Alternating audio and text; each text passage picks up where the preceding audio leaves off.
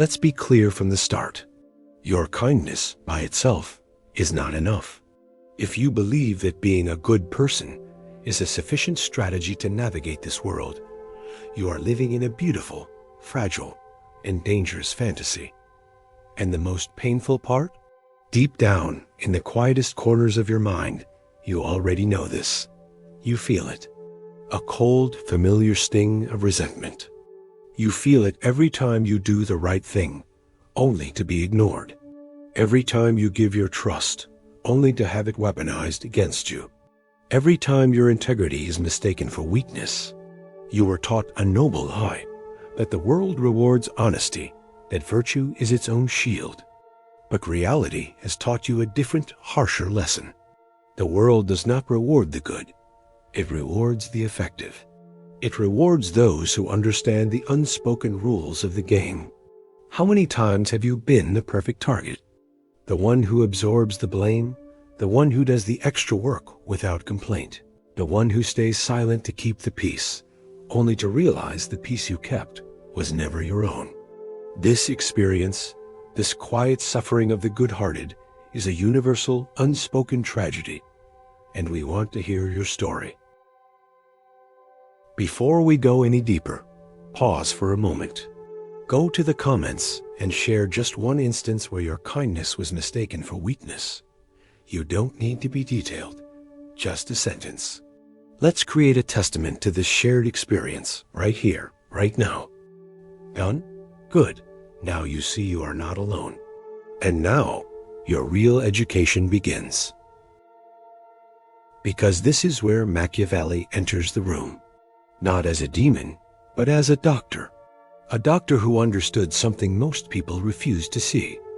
Human nature is fickle, selfish, and when necessary, cruel. He wrote the handbook for a world that operates not on morality, but on power. And today, we will distill his ruthless wisdom. Not to teach you how to be evil, but to teach you how to be good without being a fool. The strategist's virtue. The central mistake of the good person is believing that strategy and virtue are opposites. That to be strategic is to be manipulative, and to be virtuous is to be transparent and defenseless. This is the foundational error that keeps you trapped. Machiavelli would argue that this is a suicidal belief. For him, virtue without cunning is not a strength. It is a liability. Goodness without a strategic mind is not a shield. It is an invitation to be devoured. To arm your virtue, you must first understand the three fundamental illusions that keep you weak. These are the pillars of your own prison. Pillar 1. The illusion of a fair game. You operate under the assumption that everyone is playing by the same moral rulebook as you. You value honesty, so you are honest. You value fairness, so you are fair. You expect reciprocity. This is your first, most dangerous mistake. The world is not a single game. It is a multitude of games, happening simultaneously. And most people are not playing your game of mutual respect. They are playing their own game of personal advantage. They are predators disguised as colleagues, opportunists cloaked in friendship. They are experts at spotting your naivety from a mile away. Your transparency is not a virtue to them. It is a vulnerability. Your willingness to give the benefit of the doubt is not a sign of your good character. It is a sign that your defenses are down. A modern Machiavelli would never assume a fair game. He would assume every interaction is a strategic probe. He would analyze the incentives of the other players. What do they really want? What are they afraid of? What language of power do they understand? To be good without being naive means you must first become a master diagnostician of the games being played around you. It means understanding that your kindness is a powerful resource, and you must stop giving it away for free to players in a different game. The great majority of mankind are satisfied with appearances, as though they were realities, and are often more influenced by the things that seem than by those that are. Niccolò Machiavelli. Pillar 2. The illusion that being is enough. You believe that your true competence, your genuine integrity, and your pure heart will eventually speak for themselves. You think, if I just do good work, I will be noticed. If I am a good person, I will be respected. This is the second illusion. The world does not react to what you are. It reacts to what you appear to be. Perception is the primary currency of power. Reality matters less than the story that is told about it. This is a truth that is hard to swallow for the honest person, but it is fundamental. An insecure leader, even if he is the most prepared, will not inspire confidence. A brilliant worker who does not know how to project value will be overlooked for promotion. A man or woman who does not project strength and self-respect will not be desired, no matter how much they have to offer. Think about it. How many times have you seen an incompetent but confident person rise faster than a talented but insecure one? How many times have you seen a manipulator get ahead while a noble, hardworking person remains stuck? This is not an accident. People do not follow the good or the just. They follow the one who seems to be in control. A modern Machiavelli would obsess over this. He would understand that mastering his image is not an act of deception, but an act of strategic communication. It's not about lying. It's about directing the attention of others to what you want them to see. If you are good but appear weak, they will treat you as weak. If you are just but appear soft, they will trample on you. The art of perception is what separates those who control their destiny from those who are controlled by the opinions of others. Pillar 3. The illusion of absolute honesty. The good person often confuses transparency with virtue. You believe that saying everything you think and sharing everything you know is the right thing to do. You fear that withholding information is a form of dishonesty. In reality, information is power, and you cannot give away power without consequences. A modern Machiavelli would understand that strategic silence is as powerful as speech. He would never reveal his true intentions, not because he is a liar, but because he operates in a world where everyone is seeking an advantage. The one who reveals too much becomes predictable. The one who is predictable is easy to manipulate. The moment others can anticipate your every move, you lose any strategic advantage you might have had. Think of someone you truly admire, someone with real influence. Are they an open book? Do they expose themselves completely? Or do they always leave something in the shadows? Do they always seem to have a hidden card? The greatest players in history, in politics, business, or art, understood this. They knew when to speak and when to stay silent. They maintained a certain mystery. This is not about being dishonest. It is about controlling the flow of information to your advantage. To say only what is necessary and nothing more. Because silence creates uncertainty. Uncertainty creates curiosity. And curiosity, when directed at you, is a form of power. So we see the illusions, the fair game, the primacy of being, the virtue of total transparency. These are the bars of your cage. Here is the turn. The pivot upon which your reality will shift. The goal is not to abandon your kindness. It is to weaponize it. It is to transform it from a passive, vulnerable quality into an active, intelligent, and strategic force. This is not about becoming a villain. It is about understanding that your kindness must be accompanied by a deep, ruthless understanding of reality. It's about becoming a strategist.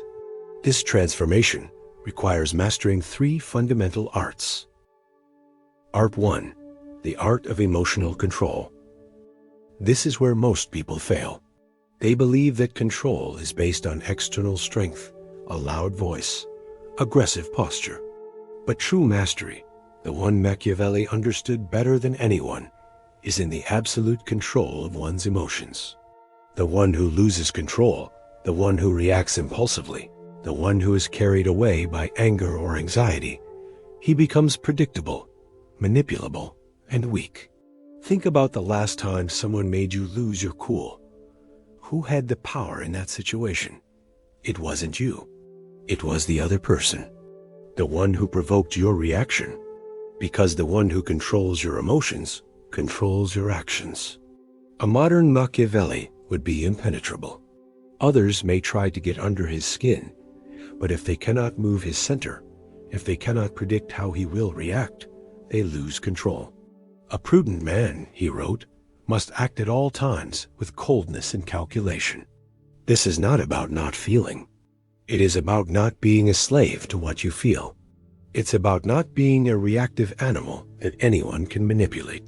The ones who truly dominate the game are not the strongest. They are the ones who remain calm while everyone else loses their head. It is better to be feared than loved if you cannot be both. Niccolò Machiavelli. Art 2. The art of strategic distance. Many believe the key to influence is to be always present, to be omnipresent, to make yourself noticed at every moment. But the reality is different. The one who is too available loses their value. Scarcity creates desire. Absence creates impact. This is not just politics. It applies to every facet of life. When you give too much, you become disposable. When you are always available, you become a resource, not a person of value. It's no accident. It's human nature. What is abundant is despised. What is scarce is valued. You must learn to regulate your presence, to dose your attention. Don't always respond immediately. Don't always be within reach of everyone. Make your absence noticed so that your presence is valued. The problem is that most people fear disappearing. They fear they will be forgotten. But here is the brutal truth. If your only way of being remembered is by always being there, then you were never truly valuable in the first place. Those who really have an impact are not the ones who shout the loudest, but those who know how to handle silence, who know when to withdraw and when to reappear. They don't wear themselves out in every battle. They show up when it really matters. And when they do, everyone pays attention. Art 3. The art of unpredictability. Predictable people are easy to manipulate. If you always act the same way, if you are always predictable in your responses, others will be able to anticipate you. They will be able to use you. But when you are unpredictable, when people are never sure of what your next move will be, you become dangerous. And when you are dangerous, they respect you. A leader who can be read like an open book is a weak leader. A leader who maintains a certain level of mystery, who changes when necessary, who never lets others label them, that is the leader who stays in power. This is the secret to rewriting the script. Most people think within the limits that have been imposed on them. They follow the same patterns. They react as expected. But those who truly leave a mark, those who change the game to their advantage, are the ones who dare to be unpredictable, to do what no one expected. The only way to win in a system designed to devour those who conform is to step out of the mold. Be the one who acts differently, who always has a hidden card, who is never completely understood. Be the one who, when they speak, people listen, because their word is not cheap. When you learn this, something changes within you.